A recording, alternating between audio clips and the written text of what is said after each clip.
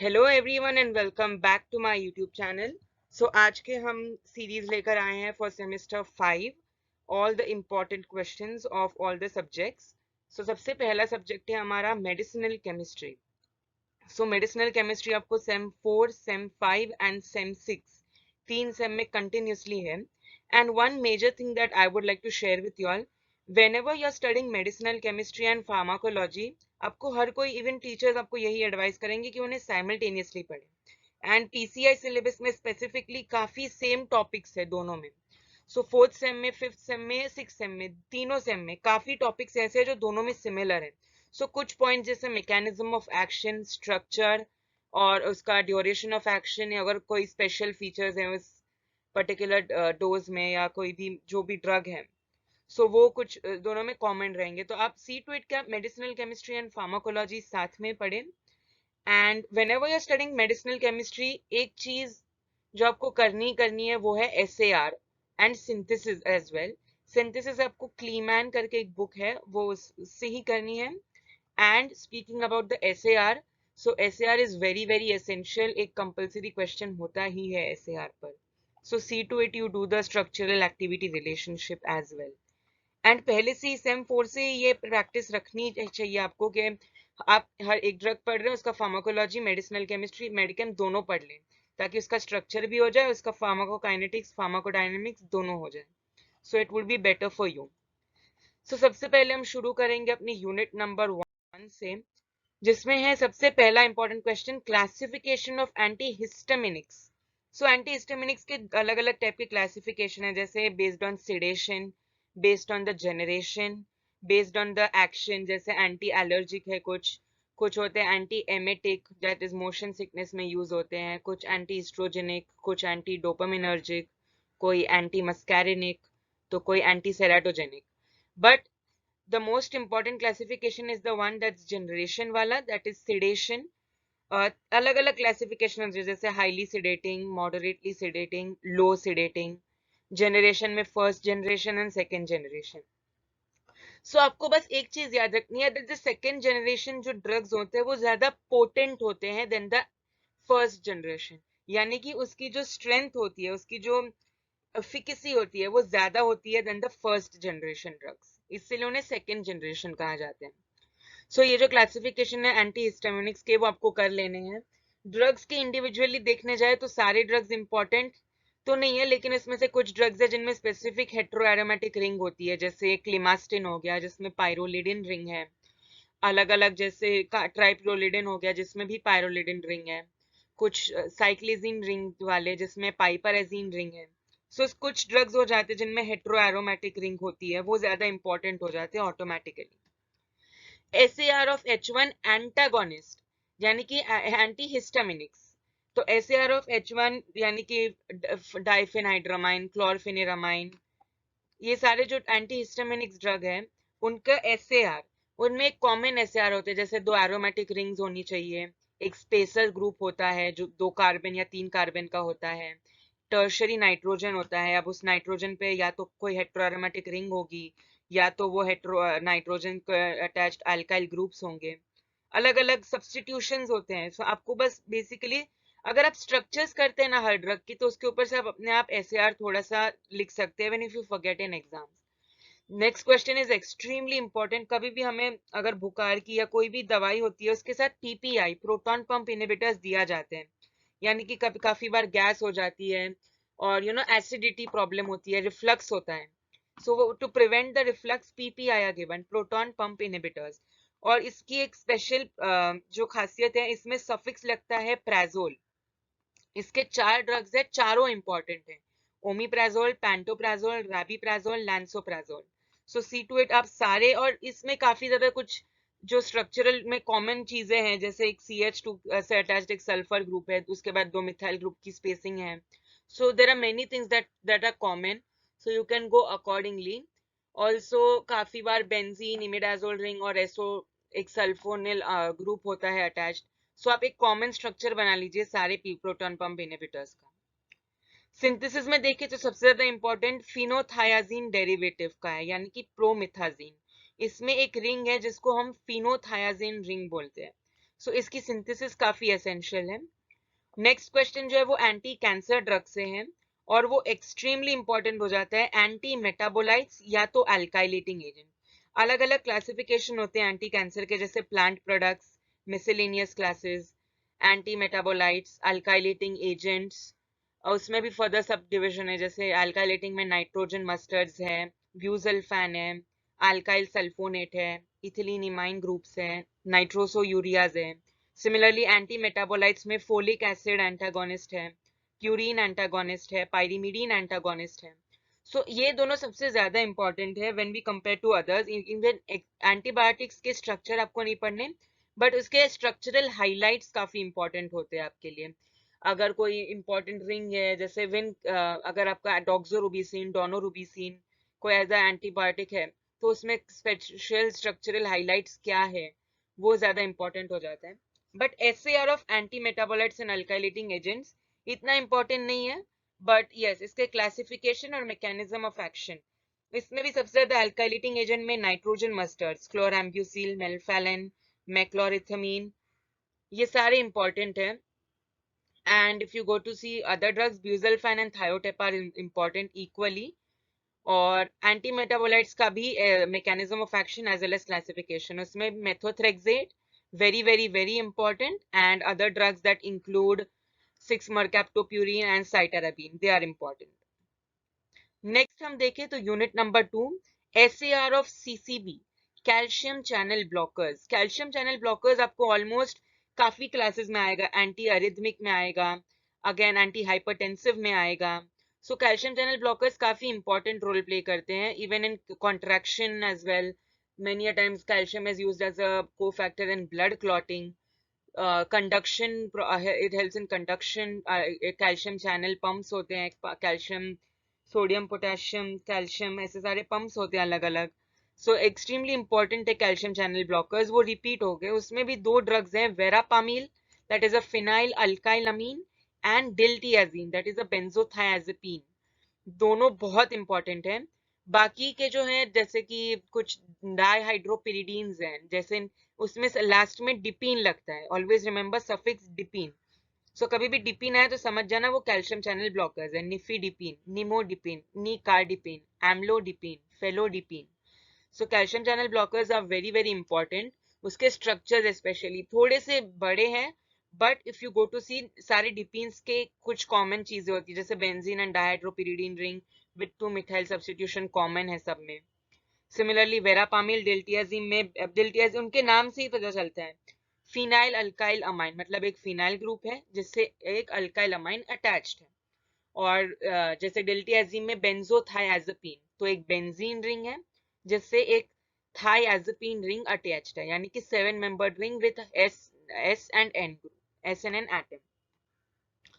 Classification of diuretics essentially important है, उसमें भी हाई सीलिंग डायूरेटिक्स यानी कि लूप डायूरेटिक्स बहुत इंपॉर्टेंट है, and low ceiling thiazides are important, moderate ceiling में आते हैं वो, लेकिन ज्यादातर carbonic anhydrase inhibitor that belong to class low ceiling, that is important. और हर एक डायूरेटिक का ना अलग अलग पार्ट पे there are 4 sites. Site number 1 is PCT, site number 2 is thick ascending limb of Henle's loop, site number 3 is DCT, and site number 4 is collecting tubule. So आपको हर एक उसका मैकेनिज्म ऑफ एक्शन, जैसे loop diuretics act on sodium potassium 2 chlorine को transport, thiazide acts on the sodium chlorine symport। सो आपको उस हिसाब से डायूरेटिक्स का याद रखना है कि कौन सा कहाँ पर यूज होता है और कौन से साइट ऑफ एक्शन पे उसका वो एक्शन शो करता है, कौन से साइट पर। नेक्स्ट जो है mechanism of action of anti hypertensives, उसमें भी सबसे ज्यादा ACE inhibitors, angiotensin receptor blockers and vasodilators important है। वैसोडाइलेटर्स का मेनली 3 टाइप होते हैं, arteriolar, venular and arteriolar plus venular combined. So sodium nitroxide फिलहाल सबसे ज्यादा इंपॉर्टेंट वैसोडाइलेटर है, that's an arterial as well as venular dilator. And only venular dilator की बात करें हम, सो सबसे ज्यादा इंपॉर्टेंट है nitroglycerin, that is also called as GTN, that is glyceryl trinitrite. And सबसे ज्यादा इंपॉर्टेंट आर्टेरियोलर वैसोडाइलेटर है calcium channel blockers, and very very important, you know, it's very essential and very very important arteriolar dilator is hydralazine and minoxidil. But it's very very essential कि आप vasodilators का mechanism of action पढ़ें, because इसका mechanism of action flow chart में पढ़ेंगे तो better है। जैसे कि नाइट्रेट्स हो गया, तो सपोज नाइट्रेट्स है तो उसमें से NO नाइट्रिक ऑक्साइड होता है। नाइट्रिक ऑक्साइड जो है GTP टू CGMP के कन्वर्जन में मदद करता है, और ये जो CGMP है ये फॉस्फोराइलेशन करता है ऑफ MLCK यानी कि myosin light chain kinase into MLCK phosphate, और ये जो है ये एक्टिन के साथ एक्टोमायोसिन कॉम्प्लेक्स बनाता है और कॉन्ट्रैक्शन कॉज करता है। So actomyosin complex, do remember, very very essential contraction cycle के लिए। हमने पहले भी पढ़ा होगा एनाटॉमी में कि contraction cycle of a muscle जिसमें sarcomere, actin myosin, meromyosin, light chain, ये सब होगा। मगर आपको इसमें सिर्फ फिलहाल मैकेनिज्म ऑफ एक्शन के लिए ये इंपॉर्टेंट है कि आप इसे फ्लो चार्ट में पढ़ें। Angiotensin receptor blocker, S inhibitors में एक एडवाइस दूंगा मैं आपको, एस में C आता है, सो इसका एग्जांपल है कैप्टोप्रिल। यूजुअली हम काफी कंफ्यूज होते हैं एस और एंजियोटेंसिन रिसेप्टर ब्लॉकर के एग्जांपल्स में। एस में C है तो कैप्टोप्रिल। एंजियोटेंसिन रिसेप्टर ब्लॉकर्स के एग्जांपल है सार्टेन्स, सालेसार्टेन्स, लोसार्टेन, वलसार्टेन, कैंडेसार्टेन, टेल्मीसार्टेन। और एस इनहिबिटर्स और इन दोनों के मैकेनिज्म ऑफ एक्शन ये मेनली रास सिस्टम के ऊपर बेस्ड है, यानी कि रेनिन एंजियोटेंसिन एल्डोस्टेरॉन सिस्टम। सो रेनिन जो है वो हेल्प करता है angiotensinogen into angiotensin 1. Angiotensin 1 is converted into angiotensin 2 with the ACE enzyme. ACE enzyme. तो ये जो एंजाइम है ACE, इसी को ब्लॉक करना है ताकि ये कन्वर्जन प्रिवेंट हो। सिमिलरली ये जो रिसेप्टर्स है एंजियोटेंसिन 1 एंड एंजियोटेंसिन 2, वो रिसेप्टर्स को ब्लॉक करना है ताकि ये कन्वर्जन बंद हो। सो अगर ये बंद होगा तो वैसो कंस्ट्रिक्शन नहीं होगा और वैसो डायलेशन होगा, यानी कि ब्लड प्रेशर उससे कम होगा। तो जो हाइपरटेंशन हुआ था, जो ब्लड प्रेशर बढ़ा था, वो न्यूट्रलाइज हो जाएगा और वो कम हो जाएगा। ये ऐसे मैकेनिज्म ऑफ एक्शन आपको इजी तरीके से पढ़ना है, no need to by heart, just आप 2-3 बार लिखकर प्रैक्टिस करिए, आपको हो जाएगा। एंटी एंजाइनल ड्रग्स इतने ज्यादा इंपॉर्टेंट नहीं है, but yes I would suggest कि आप एंजाइनल की क्लासिफिकेशन कर ले, क्योंकि काफी बार एग्जाम में पूछा गया है इसका क्लासिफिकेशन। मेनली आपको 4 टाइप की क्लासिफिकेशन है, वो ज्यादा इंपॉर्टेंट है। नाइट्रेट्स, कैल्शियम चैनल ब्लॉकर्स, वो तो आपको देखिए यहीं पर हो जाएगा, कैल्शियम चैनल ब्लॉकर्स तो आपका, beta blockers, potassium channel openers, ये 4 ज्यादा इंपॉर्टेंट क्लासिफिकेशन है। और भी है, यानी कि एस्पिरिन है, डाइपाइरिडामोल है, मगर आपको ये ज्यादा इंपॉर्टेंट है चारों क्लासिफिकेशन। सो नेक्स्ट हम देखें तो यूनिट नंबर 3 है, उससे हमारे anti arrhythmic drug, extremely extremely important, एक पक्का क्वेश्चन है। Classification of anti arrhythmic drugs में 5 क्लास है, 1, 2, 3, 4 एंड 5। 5 जो है वो मिसलिनियस है तो उसे ज्यादा कंसिडर नहीं करते। 1 में वापस 3 सब क्लास है, class A, class B and class C, और हर एक का अलग अलग एग्जाम्पल है। जैसे हम न्यूमोनिक्स से जैसे याद किया था, QPD for A, quinidine, procainamide, disopyramide. जो B के हैं वहां पे फिनाइटोइन है, लिडोकेन है, ऐसे याद रख सकते हैं आप, मेक्सिलिटीन है, MLP या LMP, जो भी आपको पसंद हो। C में प्रोपाफिनॉन ज्यादा इंपॉर्टेंट है, propafenone is very important of class C। Class 2 जो है ये सारे जो है ये सोडियम चैनल ब्लॉकर्स है। क्लास 2 में बीटा ब्लॉकर्स है, और बीटा ब्लॉकर्स में हमेशा लॉल होता है, प्रोप्रानोलॉल, बिसोप्रोलॉल, टिमोलॉल। क्लास 3 जो है, class 3 are mainly potassium channel blockers. मैंने आपको बताया था ना अलग अलग चैनल्स होते हैं, सोडियम, पोटेशियम, और ये जो है आखिरी ये है calcium channel blockers, class 4।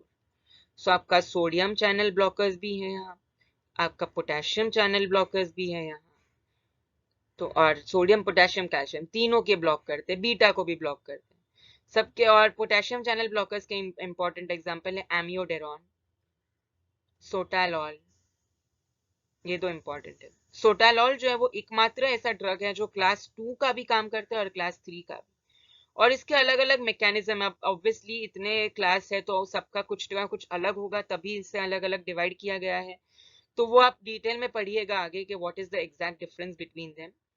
Next है anti hyperlipidemic, it's not an important question, इससे ज्यादा आता नहीं है, मगर मुश्किल से वो लोग एक दो ड्रग का क्लासिफिकेशन, आप हमेशा याद रखिए, आप कुछ पढ़े ना पढ़े क्लासिफिकेशन जरूर पढ़िए। इसका जो क्लासिफिकेशन है एंटी हाइपरलिपिडेमिक का, वो है bile acid sequestrants, fibrates and statins. Statins को हम दूसरा नाम है HMG CoA reductase inhibitors. HMG CoA reductase एक एंजाइम है जो ब्रेक करता है HMG कोए को मेवालोनिक एसिड में, जो फैट के फॉर्मेशन में, कोलेस्टेरॉल के फॉर्मेशन में हेल्प करता है मेवालोनिक एसिड। सो ये जो है HMG CoA reductase inhibitors, bile acid सिक्वेस्टरेंट्स और फाइब्रेट्स, इसके एग्जांपल कोलेस्टेरेपॉल, कोलेस्टाइरामाइन, फाइब्रेट्स में क्लोफाइब्रेट, फेनोफाइब्रेट, HMG कोए में लोवास्टैटिन, सिम्वास्टैटिन, सब में स्टैटिन लगेगा। सो ये एंटी हाइपरलिपिडेमिक में इंपॉर्टेंट है। और कौन सा ड्रग जो एक हमेशा याद रखिएगा, 2A जो क्लास है ना, इस पे फाइब्रेट्स काम कर नहीं सकते, तो इसमें हमें बाइल एसिड सिक्वेस्टरेंस यूज होता है। टाइप 2A हाइपरलाइपोप्रोटीनेमिया में ना बाइल एसिड सिक्वेस्टरेंस यूज होते हैं। ये काफी माइन्यूट क्वेश्चन है, नहीं याद होते हमें, बट याद करना पड़ता है इन्हें, बहुत ट्रिकी चीजें MCQs में पूछी जाती है। So see to it that you do it well. Give the mechanism of action of warfarin and heparin. ये जो है ये एंटी कोएगुलेंट है, यानी कि जो क्लॉट फॉर्म होता है उस क्लॉट को फॉर्म ही नहीं होने देता है। It is an anti coagulant. और ये जो है ये ओरल एंटी कोएगुलेंट है, और ये जो है ये पैरेंटेरल एंटी कोएगुलेंट है। इसके बीच का एक बहुत लंबा 9-10 पॉइंट का डिफरेंस है, वो जरूर पढ़िएगा। It's very important from GPAT point of view as well.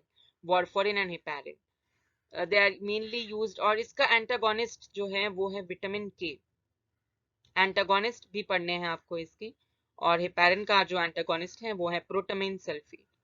सो इन दोनों के एंटागोनिस्ट के बारे में भी पढ़ लीजिएगा। और मैकेनिज्म ऑफ एक्शन बहुत सिंपल है, एक लाइन में लिख दीजिएगा। वारफारिन इज इंट्रिंसिक पाथवे को जो है इनहिबिट करता है, हेपारिन जो है एक्सट्रिंसिक पाथवे में इंटरफेरेंस करता है। That's it. सिर्फ इतना याद रखिएगा, ज्यादा इंपॉर्टेंट इतना ही है।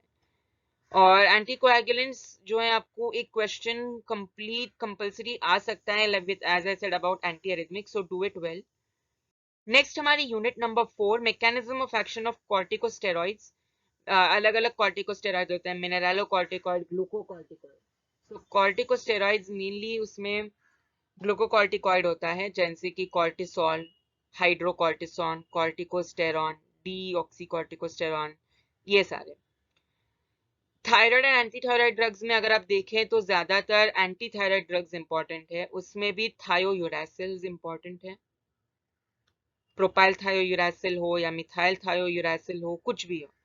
थायोसाइनेट्स और परक्लोरेट्स इतने इंपॉर्टेंट नहीं है। और रेडियो एक्टिव आइसोटोप्स यानी कि आयोडीन 131 इंपॉर्टेंट है, ये दोनों अच्छे से कर लीजिएगा। और थायराइड में लीवोथायरोनिन, उसके जो हार्मोन्स है वही उसके ड्रग्स भी है, यानी कि TCT, थायरोकैल्सिटोनिन, T3 और T4, यानी कि ट्राइआयोडोथायरोनिन और टेट्राआयोडोथायरोनिन, जैसे थायरोक्सिन भी कहते हैं, इसे थायरोक्सिन भी कहते हैं T4 को। Stereochemistry nomenclature of steroids important है, 2 मार्क या 1 मार्क के लिए ये क्वेश्चन आ सकता है, स्पेशली मेल हार्मोन टेस्टोस्टेरॉन का और फीमेल हार्मोन ईस्ट्रियोल, ईस्ट्राडायोल या ईस्ट्रोन, तीनों में से कोई भी आ सकता है। सो मेल हार्मोन्स टेस्टोस्टेरॉन इंपॉर्टेंट है और फीमेल हार्मोन ईस्ट्राडायोल इंपॉर्टेंट है। नेक्स्ट हम देखें तो यूनिट नंबर 5 हमारी आखिरी यूनिट है, उसमें से सबसे ज्यादा इंपॉर्टेंट है लोकल एनेस्थेटिक का mechanism of action.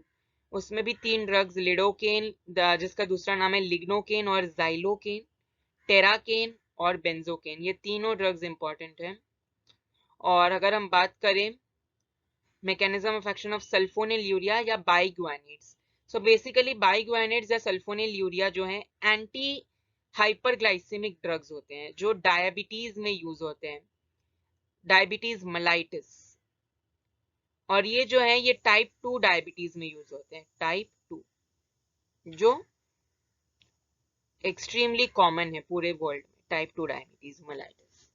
Sulphonyl urea and biguanides, specially metformin important है। बाइग्वानिड से हम देखें, उसका स्ट्रक्चर काफी बार एग्जाम में पूछा गया है मेटफॉर्मिन का। सल्फोनिलयूरिया से देखें तो फर्स्ट जनरेशन और सेकंड जनरेशन दोनों इंपॉर्टेंट है। टोलब्यूटामाइड ज्यादा इंपॉर्टेंट है from first generation and glimepiride ज्यादा इंपॉर्टेंट है from second generation. So see to it that you do it well. So anti hyperglycemic का पूरा आप अच्छे से क्लासिफिकेशन कर लीजिए, जो भी है का अल्फा ग्लूकोसिडेस इनहिबिटर्स भी होते हैं, उसमें काफी अच्छे क्लासिफिकेशन केडी त्रिपाठी में दिया है, आप गो थ्रू कर सकते हैं। विल्सन एंड ग्रिजवेल्ड से आप उसके मेडिकेम अच्छे से करिए। और that's it for today's video. I hope आपको पसंद आया हो मेरा आज का video. And if you all want any more videos on any other specific topics, या आपको कोई पढ़ाई का टॉपिक करना हो, so please tell me and feel free to drop in your doubts. Thank you so much for watching my video.